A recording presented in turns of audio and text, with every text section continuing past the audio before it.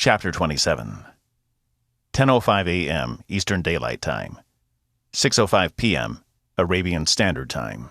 The Situation Room. The White House, Washington, D.C. Lawrence Keller was beginning to regret his decision. He had known interim President Mark Baylor for 2 decades, or thought he had. Now he was starting to wonder who and what he had known. Keller was all for a strong military. He felt there should be a fierce American response to the Barrett girl's kidnapping and what looked like her inevitable death. He could even see the logic in taking advantage of the situation to move some pieces forward on the board. Mark Baylor, on the other hand, was prepared to ignite the apocalypse. And it didn't seem clear that anyone in this room was prepared to stop him. If anything, General Stark was even more eager for it than Baylor. Keller looked around the conference table in the center of the room. People seemed nervous, but they were careerists who wouldn't rock the boat, or were junior advisors who would speak only when spoken to. In a few cases, they were people who didn't have an original thought in their heads. It would never occur to them that advice coming from someone at the Pentagon could be wrong. They didn't make it to this table by questioning things. Keller glanced at the young aides and assistants lining the walls. They offered no hope. They were here to do exactly as they were told. Not one of them could stop this unfolding train wreck, even if they wanted to. No, if this was going to stop, it was going to fall on Keller himself. The ultimate political animal, the sly operator, was going to have to put his own neck on the chopping block. He didn't relish that thought. On the screen at the front of the room, there was a large map of the Middle East. General Stark stood in front of it with a laser pointer. He indicated various spots of interest with a pointer. We have B-2 bomber sorties, along with fighter escorts, flying at the limits of Iranian airspace over Iraq, over Turkey, and over Afghanistan. They are prepared to make deep runs into Iran at a moment's notice. We're also flying fighter patrols at the edge of Iranian airspace in the Persian Gulf. We are coming into contact with Iranian fighter planes, but no provocations have happened as of yet. The red dot of his pointer made a squiggle on the Persian Gulf, then settled on the narrow Strait of Hormuz. American destroyers and aircraft carriers in the Gulf are at a high state of readiness. We are prepared to engage Iran with a massive, overwhelming attack that will significantly degrade their ability to respond and will set their infrastructure back decades. We can also call in a targeted decapitation strike aimed at their leadership in Tehran. What do you recommend, General? Mark Baylor said. Personally, I would go with the decapitation strike for starters.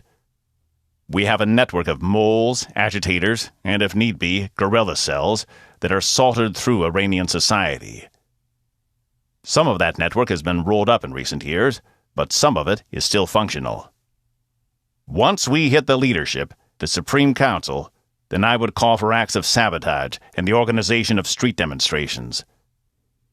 Through a fairly narrow attack, combined with support for the resistance in-country, we may be able to destabilize Iranian society to a surprising degree. He paused. What is the Iranian response to our preparations? Baylor said. The general shrugged. An aide leaned over to him and whispered something in his ear. Well, we do have vulnerabilities.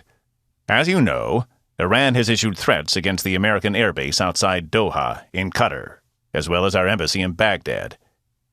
We have 10,000 servicemen and women stationed at the Doha airbase, along with another 20,000 family members living on the base and nearby. To be fair, Iranian missiles could reach Doha in minutes, and CIA and NSA listening stations are reporting advanced states of readiness throughout the Iranian military, including their fast-boat navy in the Persian Gulf, their Air Force, Missile Command, and the Revolutionary Guards. Missile silos are preparing to launch, with more reporting a state of combat readiness all the time. They're on a bit of a hair trigger, that's what we're hearing. Does that concern you, General? Stark shook his head. Not really. The Iranian Air Force is more of what I'd call an air farce. And as much as they have a robust arsenal of conventional missiles, Despite a lot of saber-rattling in the past, they have never used it. My hunch is that their reluctance stems from knowing the kind of overwhelming biblical response they would get from us if they did dare to launch. I'm confident that we can engage in a surgical strike against them and receive almost no reply. He waved his hand in dismissal. Other than, an appeal to the United Nations and some hand-wringing and condemnation from the usual suspects, China, Cuba, Venezuela, a few others. Keller's breath was taken away by the man's offhand confidence in his own assessments. He was suggesting a massive attack against a large, well-armed regional power, and expecting nothing in return. Meanwhile, he would nonchalantly put more than 30,000 American lives at risk. In fact, the general said, I feel so good about this, that I recommend the exact same approach in Syria, and I say we launch the attack simultaneously. Bashar Assad is a squirrely character, to put it mildly. He is good at being elusive. But we might get lucky, and Syrian society is especially brittle. Assad is part of the Shiite Alawite minority in a country that is predominantly made up of Sunnis, and he holds his grip on power through violence and intimidation. We are currently flying sorties over the Mediterranean near Lebanon, over Israel and the West Bank, over southern Turkey, and over western Iraq. We enjoy vast air superiority and have Syria completely surrounded. Our ships in the Mediterranean are on standby to launch missiles at the presidential palace in Damascus, as well as half a dozen other known hideouts that Assad uses. If we hit Assad, then lend some encouragement to Sunni extremists on the ground during the ensuing confusion, there is a chance that Syria will devolve into chaos. I like it, the interim president said. Lawrence Keller resented this. He hated it. He felt a tide of anger rising within him. They were going to force him to risk his career by stating facts that should be painfully obvious to every single person in this room. General, he said. Yes, Mr. Lawrence Keller. I'm President Barrett's chief of staff. Well, Mr. Keller, I think your team might have left the locker room. Mark Baylor spoke up. Thank God for that. Lawrence is an old Washington hand, General. He's valuable in any administration. He's staying on to ease the transition of power, if it comes to that. In the meantime, he's currently President Barrett's representative in these meetings. The general nodded. I see. General, Keller began again, aren't Sunni extremists the ones who attacked us on September 11th? I believe so, yes. But they weren't Syrians, as far as we know. Aren't Sunni extremists also the ones who bombed the USS Cole? Aren't they an existential threat to the future of Iraqi society? And considering that the video we've seen of Elizabeth Barrett being held bears all the hallmarks of videos previously made by Abu Musab al-Zarqawi, the legendary Sunni terrorist, isn't it likely that Sunni extremists are the ones holding Elizabeth? General Stark shrugged. I don't know if I'd describe Zarqawi as legendary. Infamous, maybe. Despicable, certainly. Everyone in the room seemed to be staring at Keller now. With just one short sentence, he had outed himself. One of these things didn't belong, and he was that thing. It was almost like he was giving off a bad smell, the smell of someone who had just soiled their pants. Nevertheless, he plunged on. Regardless of how you might describe Zarqawi, if Sunni extremists are the ones who kidnapped Elizabeth, who destroyed the World Trade Center, who bombed the Cole, and are making Iraqi society ungovernable, then why in God's name would you support them in Syria? The general's response was not at all what Keller expected. Stark pointed at him and smiled. That's a good question, Mr. Keller. And it's a question with the answer already embedded in it. The reason we would support Sunni extremists in Syria is because they do such a good job of making Iraq ungovernable. We want Assad out. We want Syria ungovernable. If that means supporting Sunni extremists, so be it.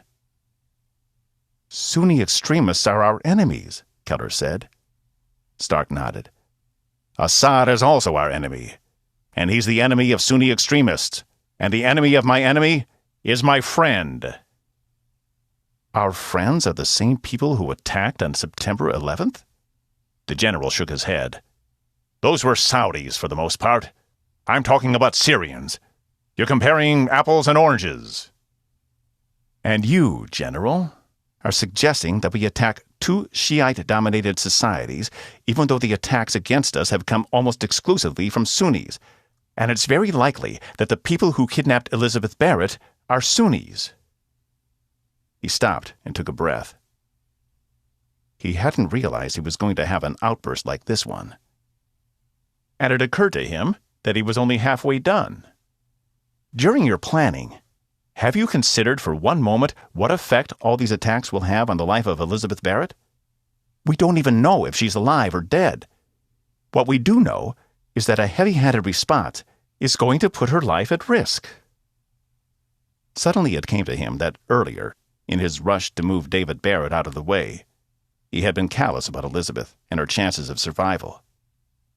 But now, the sense of her humanity seemed to flood his system. She was a real person, young and certainly naive, but she was not a pawn in a game. General Stark stared at Lawrence Keller for a long moment. He seemed confused, as if he didn't quite know what to make of everything Keller had said. Did they let traitors in the Situation Room now?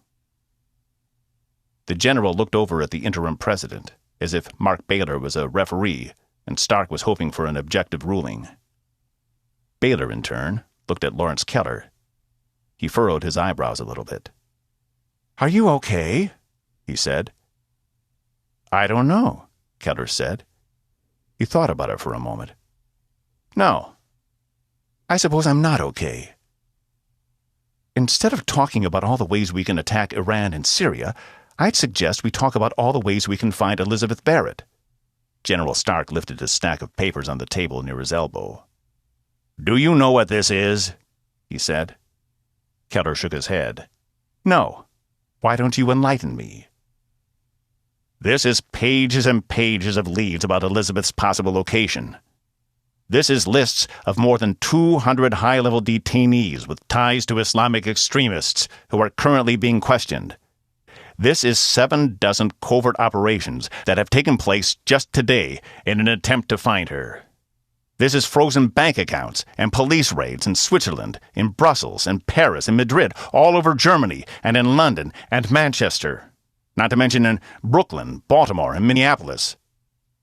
This data is an hour old. There's more flooding in all the time." "What are you saying, General?" "I'm saying Elizabeth Barrett is one person. Yes, she's an important person, but one person nonetheless. And many, many competent people are working to find her, whether she's dead or alive.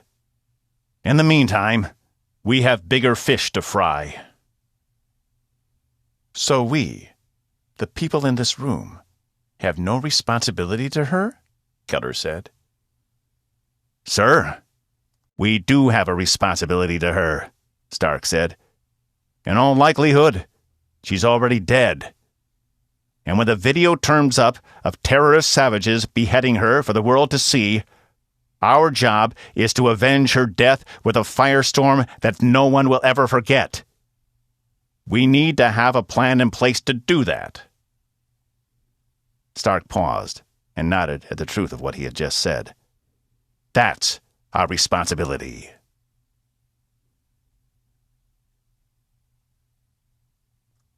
Chapter 28. 6:25 p.m. Arabian Standard Time. 10:25 a.m. Eastern Daylight Time. Sinjar Mountains, Nineveh Governorate, northwestern Iraq. They were both running out of time. Ahmet sat on the dirt floor across from the girl Elizabeth. They were inside an old stone building which was very badly deteriorated and left over from some distant past that had long ago faded from memory. There was no longer a door, and most of the roof had collapsed. There were large chunks of broken rock all over the floor. They were high up in the western edge of the mountain ridge. By Ahmet's guess, there was less than half an hour of daylight left. Once the sun set, it was going to become cold up here, The night would be frigid, probably with a biting wind. The Mujahideen planned to execute the girl in the morning, after prayers. Ahmet thought she might not survive that long. "You have to get me out of here," she said in a low voice. She was still wearing the orange jumpsuit in which they had dressed her for the video. She wore a black scarf over her head. The clothes were not warm. She had no gloves, no hat, and she was wearing open-air sandals on her feet. Her wrists were bound with leather straps attached by a short chain.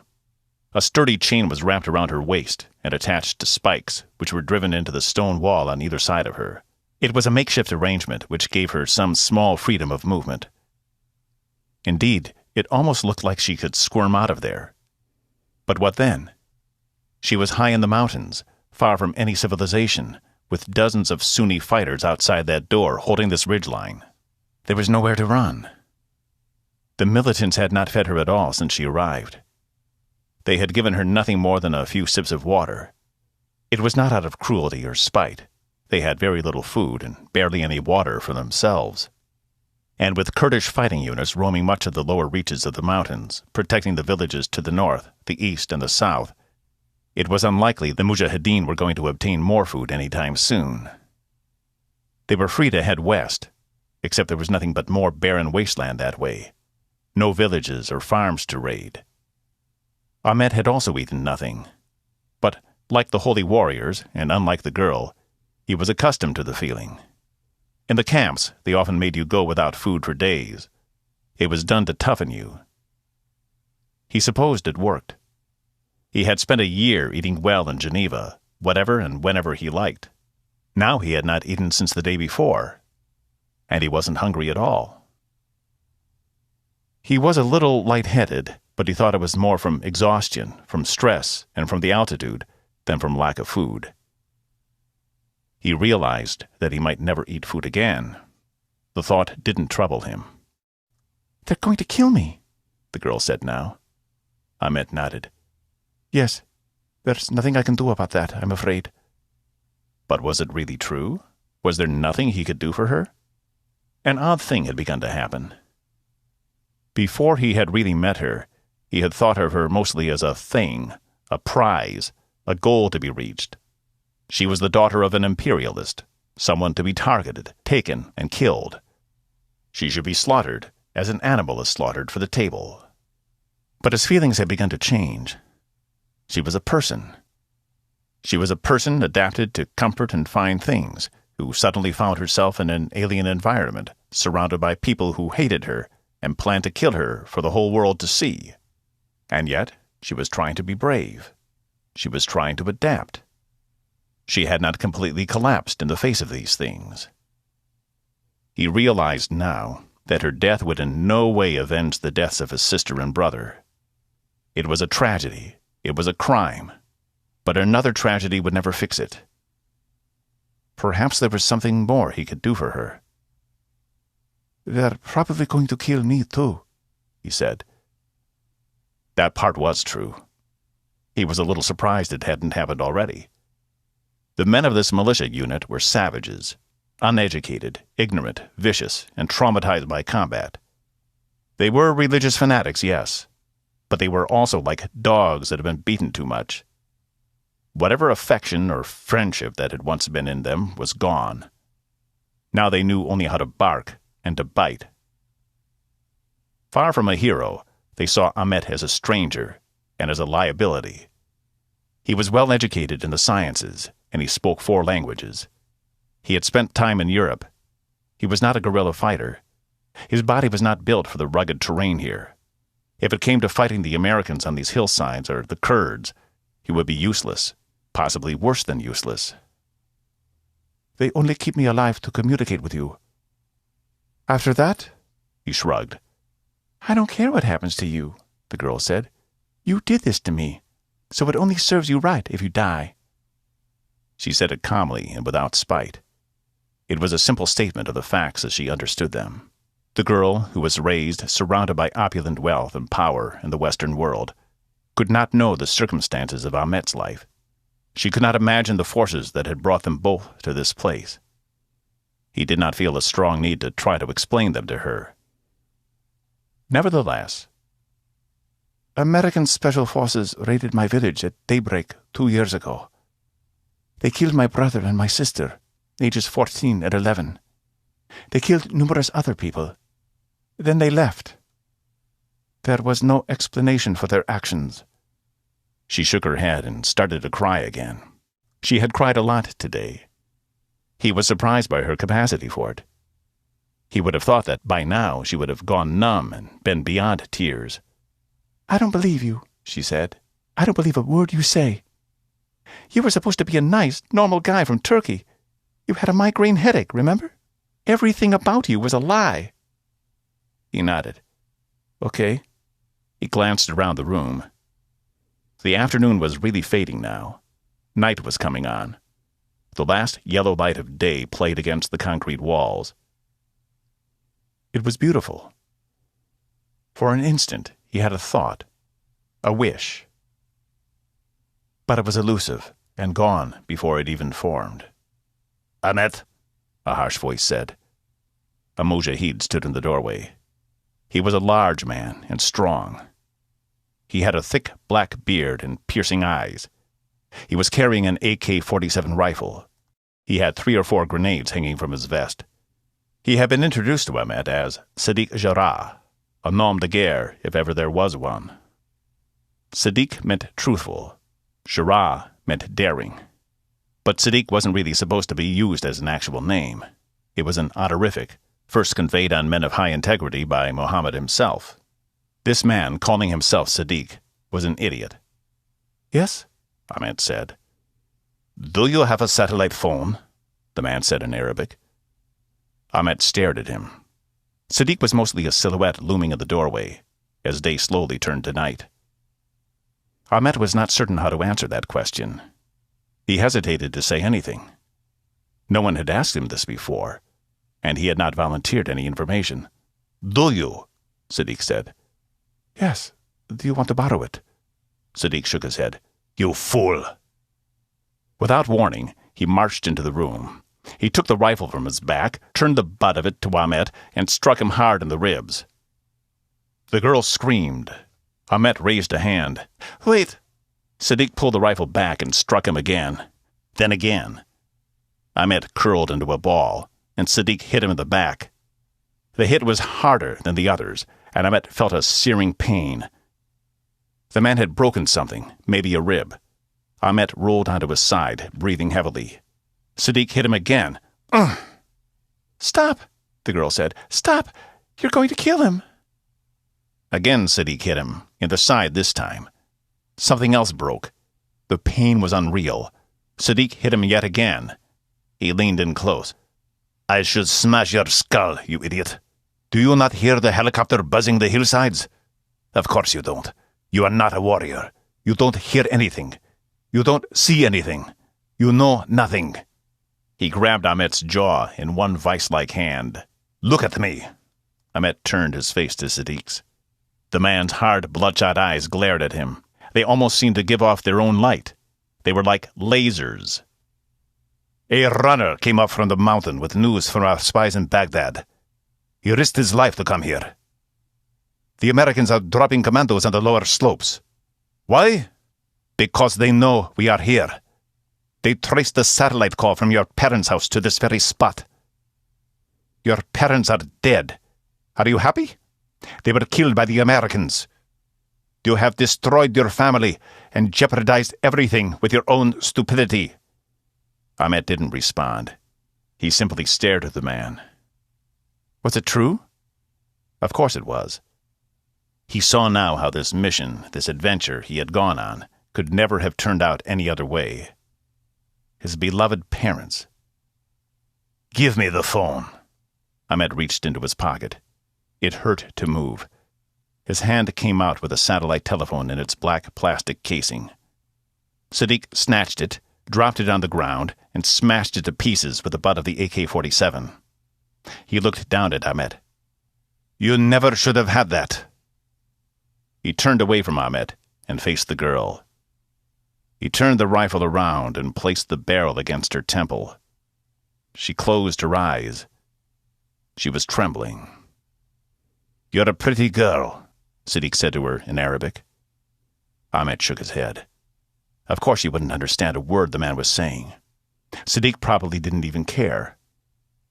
"We should have kept you, used you for ourselves, and then sold you into slavery." Tragedy upon tragedy.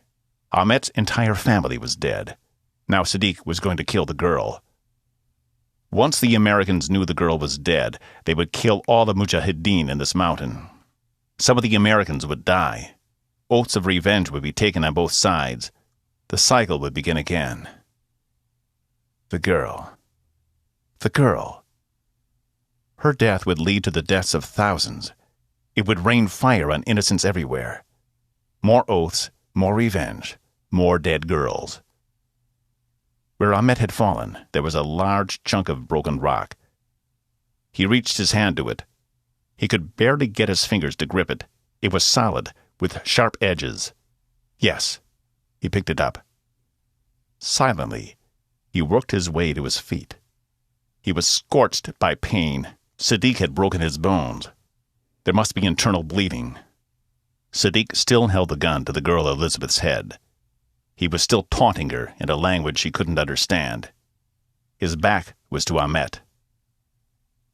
"Goodbye, American dog," Siddiq said. Ahmet raised the chunk of stone and slammed it across the back of Siddiq's head. One hit cracked the man's head open. Siddiq turned slowly around. His eyes were large and already vacant. His mouth hung open. Ahmet smashed him across the face. Teeth flew. Siddiq fell to the floor, making no attempt to slow his fall. His head bounced off the hard ground. Ahmet went to where the girl's chain was driven into the wall. He gathered himself for a great effort. It was going to hurt, he knew that. Still, he would do it. He would force himself. He yanked on the heavy chain. A test pull. The spike slid easily out from the wall and clattered to the floor. Just like that. A child could have pulled it free. He looked at the girl and shook his head. Then he laughed. Elizabeth could hardly make sense of what was happening. "Run," Ahmet said. "Go west, toward the last of the sunlight." Elizabeth nodded. "West. Okay." Her head was swimming.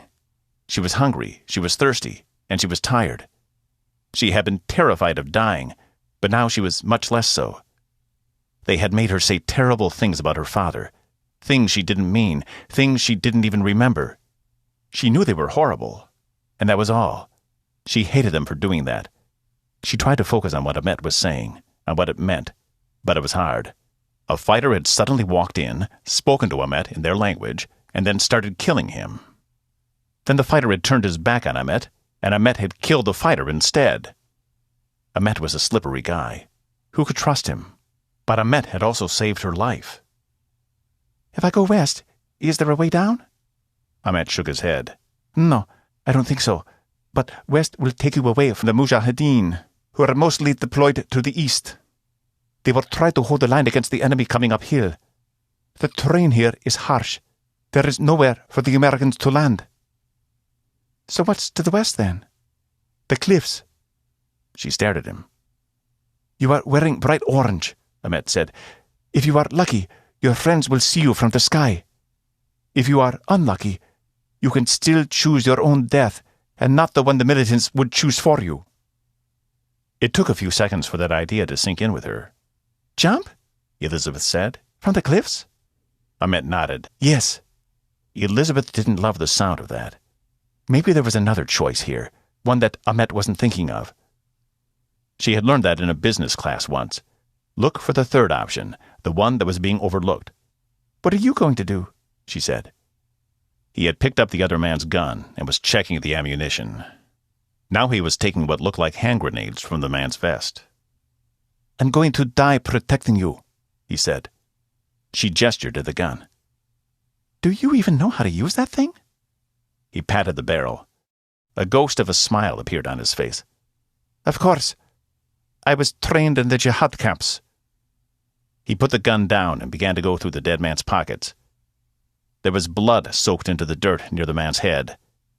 It was shocking to her, a little bit, the businesslike way Amet killed someone, then went about looting the corpse. Amet was cold-blooded. All of these people, they just... She didn't have words for it. Amet came out of the man's pockets with a fold-out knife. He opened the blade and slid it under the leather strap that held her left hand. He sawed at it, and within a few seconds, the knife cut through, popping out away from her body. Then he did the same with the right wrist. She put her hands on her wrists, getting the feeling of freedom into them. The ghost sensation of the tight leather straps was still there somehow. Amet looked at her. He took her face in his hands. "Run," he said. "Run west." "The shooting has started," Ed Newsom had spoken. He was crouched near the open bay door of the Little Bird, peering out into the gloom with a pair of high-powered binoculars. The chopper banked hard right, flying eastward, high above the ridgeline of the Sinjar Mountains. Behind him, the body of Greg Welch lay where he had zipped it into a bag and fastened it to sturdy metal eye hooks in the flooring. Luke was on the radio. "Swan? Swan? Come on!" The radio crackled. "The signal went dead, Luke. That's it. I don't think it's coming back. They must have figured out the satellite phone attracted us, and they destroyed it." Luke looked up and shook his head. They had gotten here 5 minutes ago. They had gone straight to the area where the phone seemed to be, and right away they had spotted militia activity. The militia had spotted them, too. They were based in the highest reaches of the mountains. Their location was along a sharp ridgeline, a dragon spine of jumbled rocks. There was nowhere to even consider landing, and if they dropped altitude, they were going to catch hell from the militia guns. This was a Little Bird. It was fast and as maneuverable as choppers came. It could land at the tightest spots, but it couldn't land on a razor's edge while taking enemy fire. "Where was the signal again when it went dead?" Luke said. "I told you. I plotted the location on a satellite map of the area. I also plotted it on a topographical map. It was near the highest altitude on the ridge, 30 miles from where the mountains cross into Syria. There's some kind of old settlement up there. There's a small building of some kind, which is the same color as everything else, and was probably built from local stone. It fades into the background very easily. It looks like somebody tried to do some terraced farming there once upon a time, but the terraces are too narrow to land. It looks like there might be an old well and a small freshwater spring. All of this is about half a mile east from some sheer cliffs. Find that building. The signal was coming from inside or near that building when it went dead." Luke glanced at Ed. "Are you hearing this?" Ed shrugged. "I don't know, man. We went out and around. Looks to me like we're coming back in, approaching some cliffs from the east. Talk to the pilots. They have Swan's coordinates. Somebody just started a shooting war up ahead, and it looks like it's starting to get hot." "Guys," Rachel said over the intercom. She and Jacob must have overheard them up front. "We can't play this game anymore. There's nowhere to set this thing down. We are almost out of fuel. That firefight he mentioned is directly in front of us, practically on top of the coordinates Swan gave me. We need to get this bird to Kurdish territory, or we are going to crash. I don't know about you, but I'm not in the mood for a chopper crash in the middle of an Al-Qaeda hideout."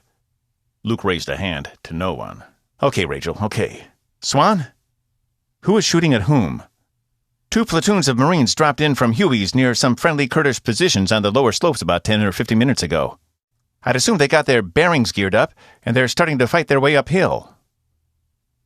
"Big Daddy sent those Marines?" "Yes. He's trying to wrangle some Navy SEALs, but he doesn't have them yet." Luke shook his head.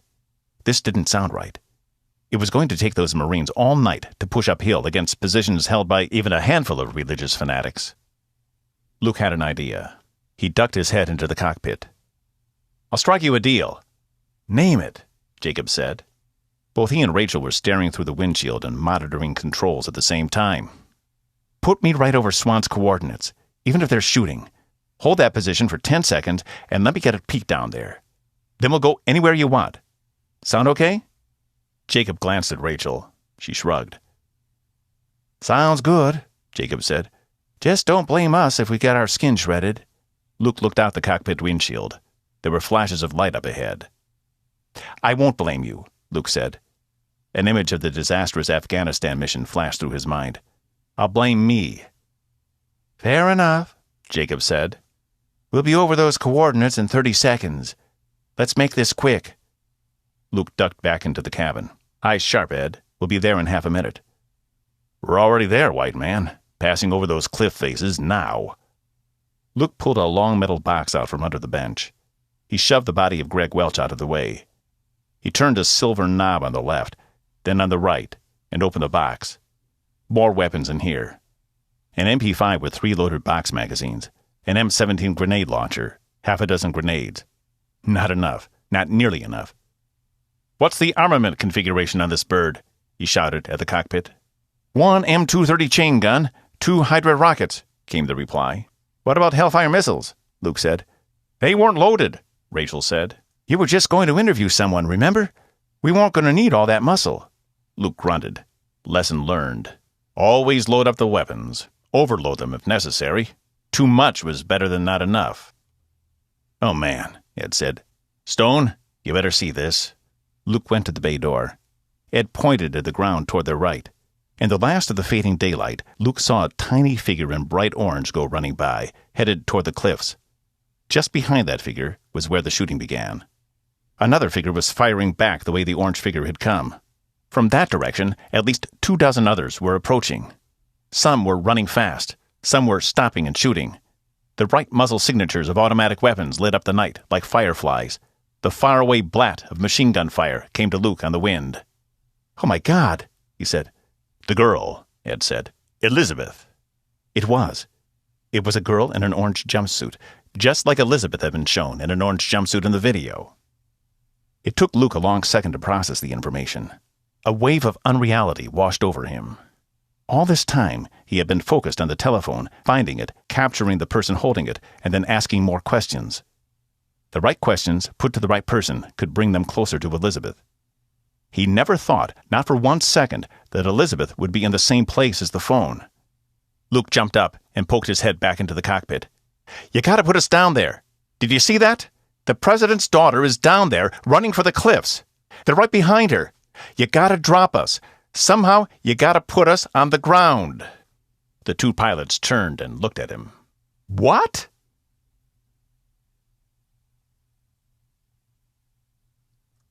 Chapter 29. 11:05 a.m. Eastern Daylight Time. 7:05 p.m. Arabian Standard Time. The Situation Room. The White House. Washington, D.C. The insanity rolled on. Lawrence Keller watched it unfold with increasing alarm. "The Russians are overreacting," General Stark said, "and are overplaying their hand." Stark was a madman, and Mark Baylor was just a step behind him. How did this happen? How had Keller himself gotten this so wrong? They were better off with a do-nothing like David Barrett. NSA and CIA listening stations had started picking up chatter from inside the Russian Strategic Command. Instead of simply allowing the United States to attack its allies in Syria and Iran with impunity, Russia was ready to go to the mat. They had emerged from the disastrous 1990s in a weakened state, geopolitically, militarily, and economically. But they did have one last card up their sleeves. They had nuclear weapons left over from the Soviet Union. Keller pointed at a military aide sitting to Stark's left.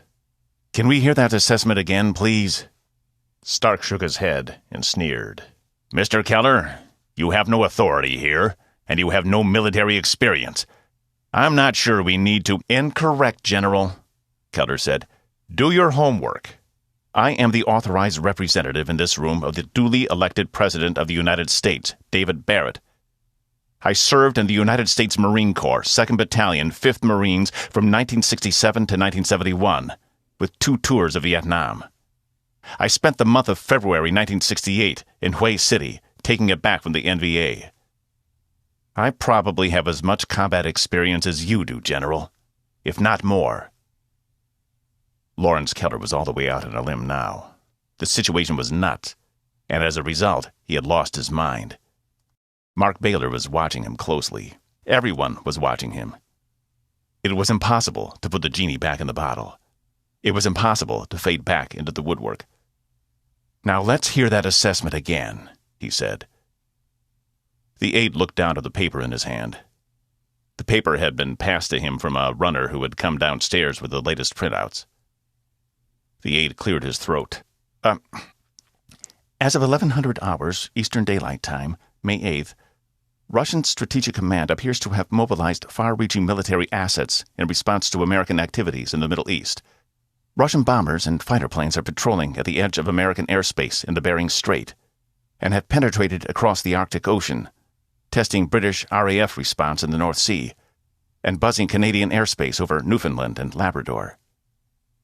Russian bombers and jet fighters have been sighted over the Sea of Japan and are moving eastward across the Mediterranean Sea toward the Levantine coast, hugging the contours of North Africa. Russian MiG-21s have entered Iranian airspace at the invitation of the Iranian Supreme Islamic Council, and in an unprecedented provocation are patrolling the borders between Iran and Iraq, as well as Iran and Afghanistan. American fighter jets have made visual contact, visual contact, with Russian fighters in both of these regions.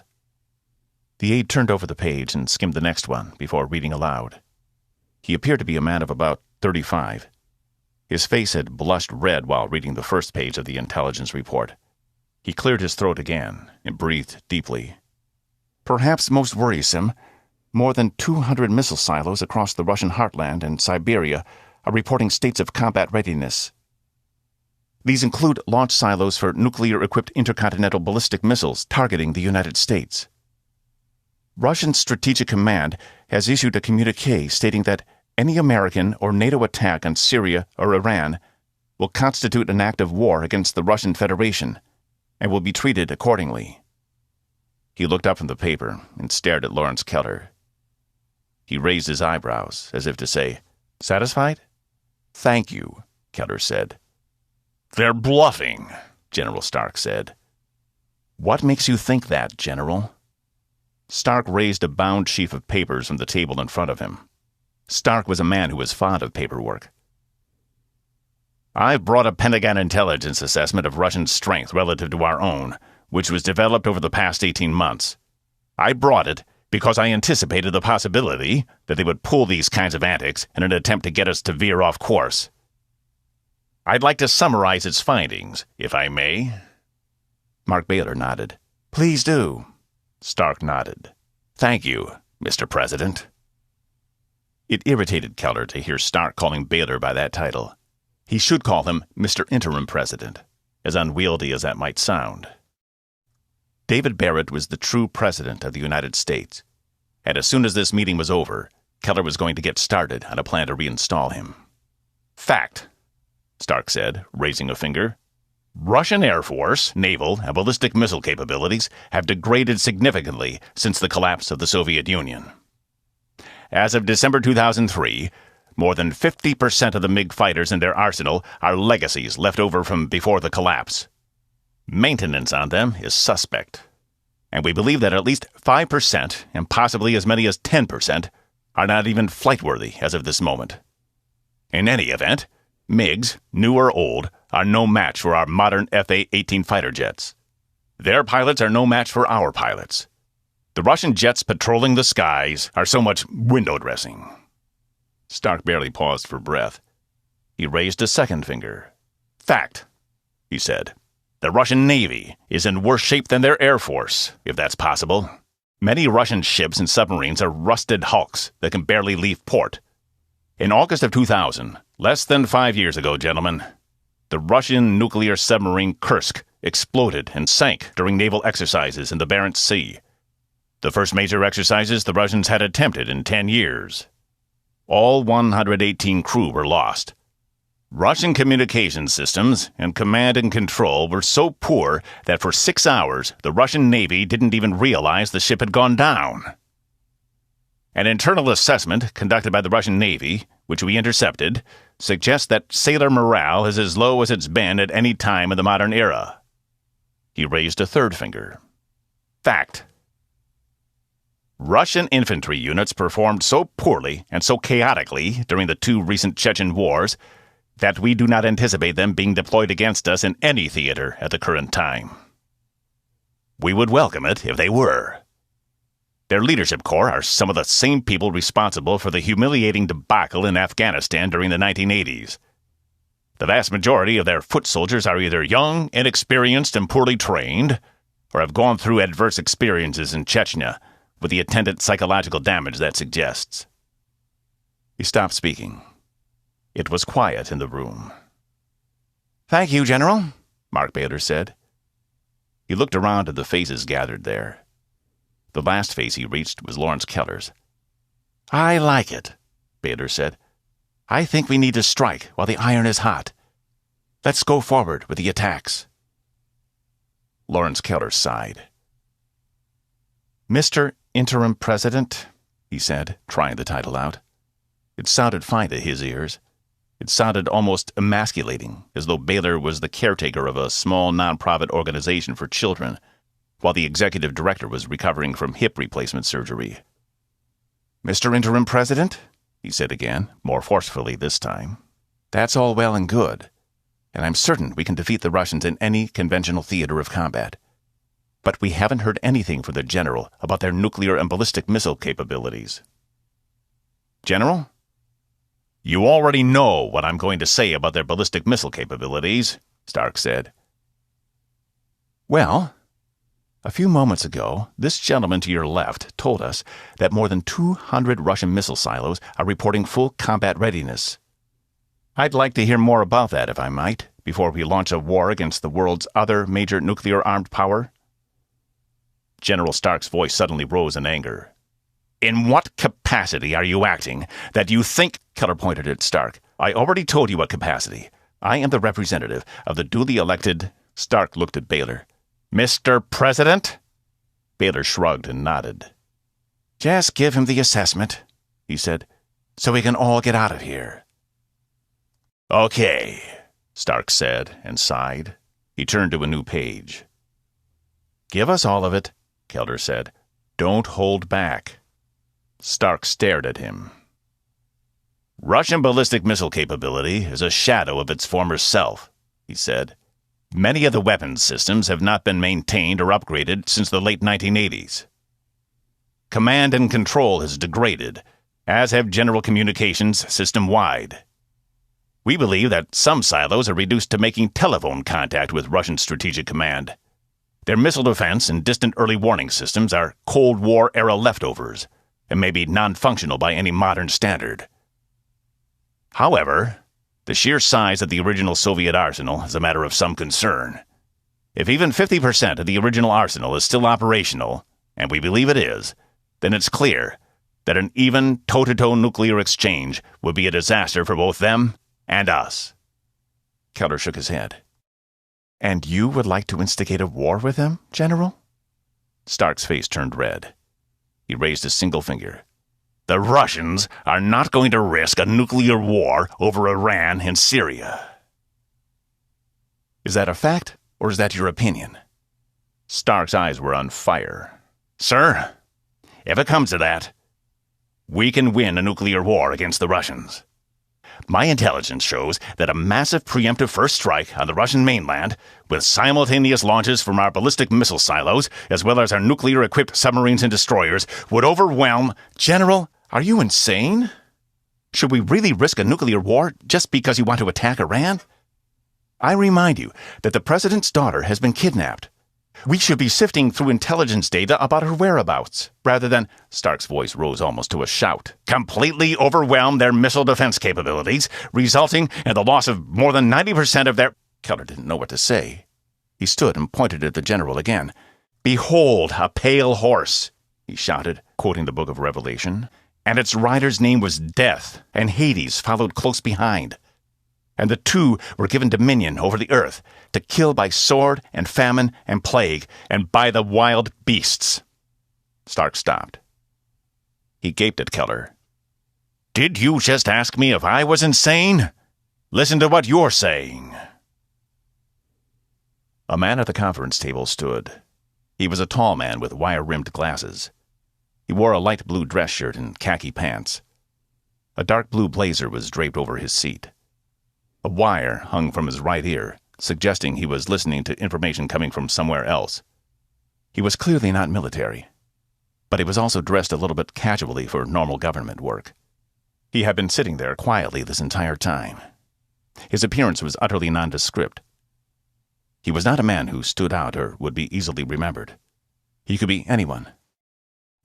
But if it's really her...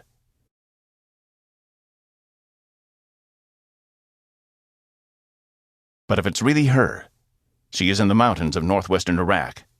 She is alive, and ad hoc rescue attempts are already underway.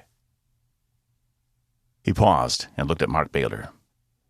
Sir, I'd like to suggest that we stand down from a nuclear war footing for the time being and focus our deliberations on... Baylor nodded, not even missing a beat. 1 minute he was ready to bring about Armageddon, the next he was ready to discuss a rescue operation. He was a chameleon. They all were. It made Lawrence Keller sick. Yes, of course, Baylor said. That's very good news. Let's get Elizabeth out of there. A silence drew out. It seemed to last a long moment.